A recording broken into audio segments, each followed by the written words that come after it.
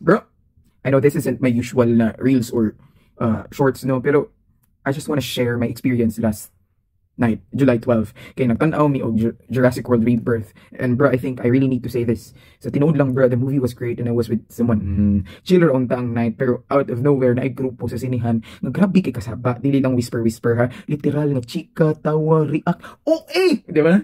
Murag, gapodcast lang be. Podcast vibes. Then I realized, no, Tagalog ilang language. Yes, mga Pinoy, loud, disruptive, walay paki, gimingaw sa attention. Nasa na, uy, attention seeker, cloud chaser lang. Grabe kayo, kay halata man kayo.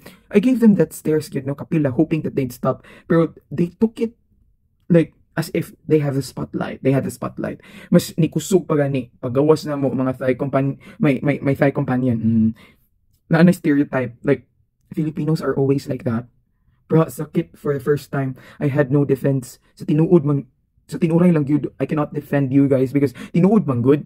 I experienced it firsthand. Nakakahiya. Ay, Tagalog. I know, not all Pinoys are like that. Pero, come on.